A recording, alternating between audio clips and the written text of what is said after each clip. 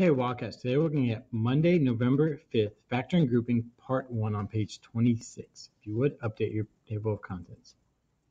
All right, now your table of contents are updated. Let's take a look at the notes. Factor by grouping, page 26. Factor by grouping steps. Step 1, group terms. Step 2, factor common binomials from each group. Step 3, factor out the common binomial.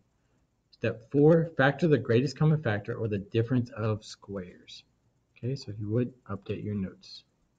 All right, now your notes are updated. Let's take a look at our examples. All right, factor the polynomials with grouping. So here, you want to factor out the first two terms.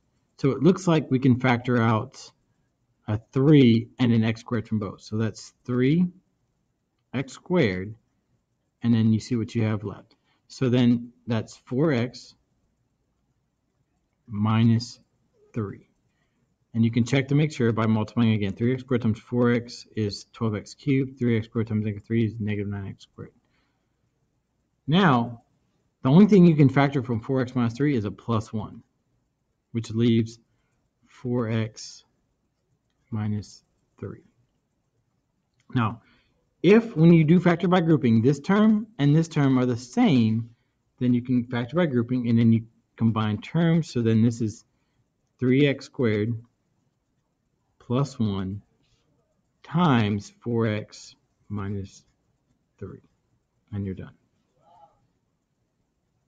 All right, let's take a look at example 2.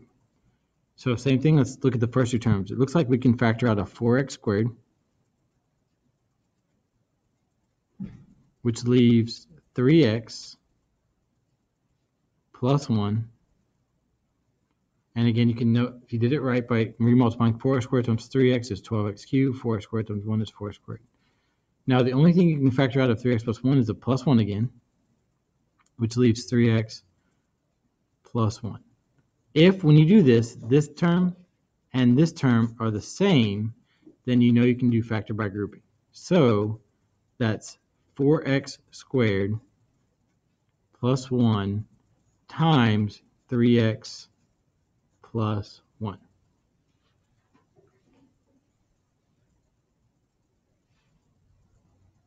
All right. Now let's take a look at example 3. All right, so we look at the first terms. These are big numbers, but let's think logically. It looks like I'm thinking I can factor out 20 from both terms. And it looks like also I can factor out an x. So that leaves 7y minus 3x, which 20x times 7y is 140xy. 20x times negative 3 is negative 60x squared. Now, we want to think about when we factor, we want to try to get 7y and negative 3. So what I would do is I'm going to take 168, or I'm going to do 7 divided by 168. Because I want to factor out the number that will give me 7y. Okay, so 7 goes into 16 2 times, so 7 times 2 is 14. Subtract, that's 28. 7, 14, 21, 28, so 24. So I can factor out a plus 24 because that will give me a 7y. And once you know it, that would 72 divided by 24, or negative 72 divided by 24 is a negative 3. And I can actually, yep, negative 3x. So these are the same. So we group them together. So 20x plus 24 times 7y minus 3x. But if you can factor out a greatest common factor, you do that. So here, looks like we can factor out 4, which leaves 5x plus 6 times 7y minus 3x.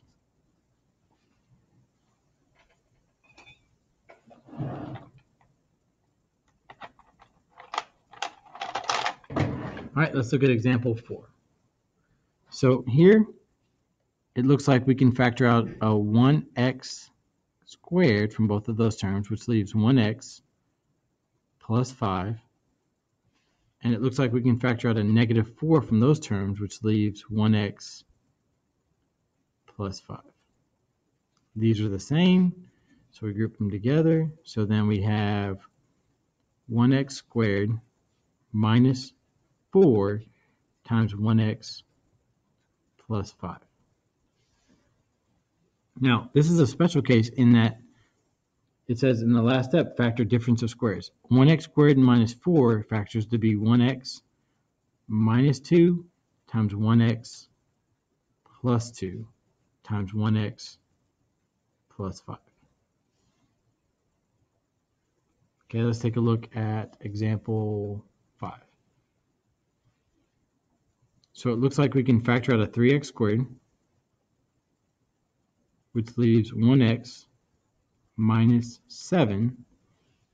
And then we can factor a negative 1 from here, which leaves 1x minus 7. So then this becomes 3x squared minus 1 times 1x minus 7. All right, let's take a look at example 6. So here we can factor out, it looks like a 4x squared, which leaves 2x minus 1. And here it looks like we can factor out negative 25, which leaves 2x minus 1. These are the same, so then we have 4x squared minus 25 times 2x minus 1.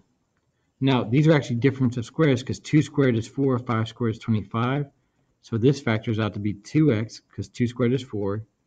And then 5 squared is 25, so 2x minus 5 and 2x plus 5 times 2x minus 1.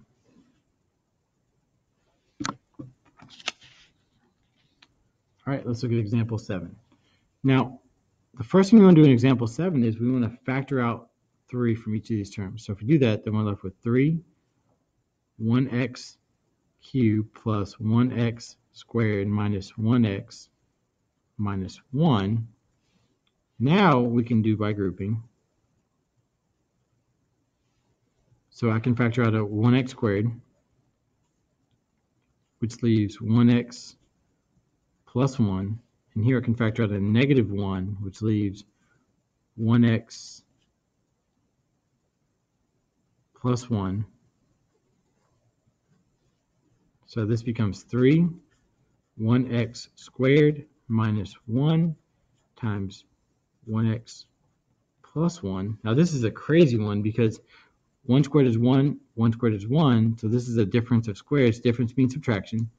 So that becomes 1x minus 1, 1x plus 1 times 1x plus 1. All right, example 8. So here, looks like the only thing we can factor out is a 1x squared, which leaves 4x minus 1. And we can factor out an 8 from this, so that's plus 8, which leaves x minus 1. Now I say this for last because if you notice, these are not the same. So we would say that it's not factorable by grouping.